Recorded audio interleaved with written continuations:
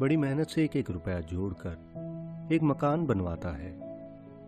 व्यक्ति बड़ा मेहनती था और उस मकान को बनवाने के लिए वो पिछले कई वर्षों से एक एक पैसा बचत करता रहा ताकि उसका परिवार छोटे से झोपड़े से निकलकर पक्के मकान में बड़े सुख से रह सके।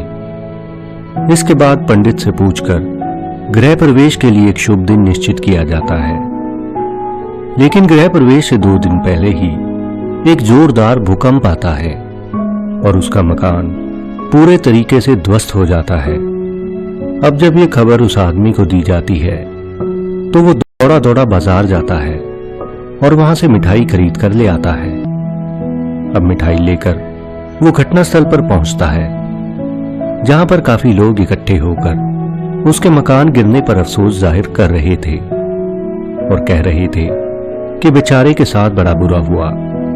कितनी मुश्किल से एक एक पैसा जोड़कर उसने मकान बनवाया था। इस प्रकार लोग आपस में तरह तरह की बातें कर रहे थे।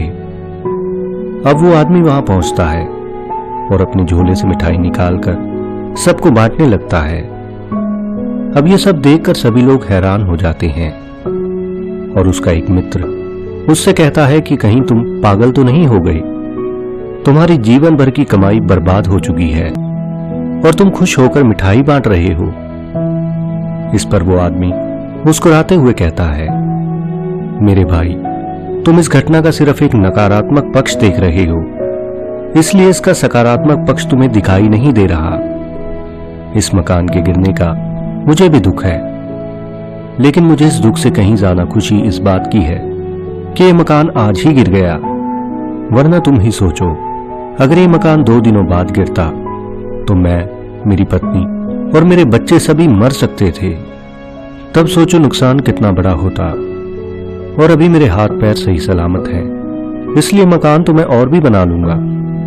लेकिन अगर किसी की जान चली जाती तो क्या मैं वो पैसे से ला पाता?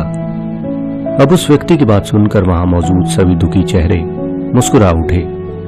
वो जान गए कि उस व्यक्ति ने उन्हें कितनी गहरी बात बड़ी सरलता से समझा दी है। तो दोस्तों, ये कहानी हमें जीवन की एक बड़ी महत्वपूर्ण शिक्षा देती है।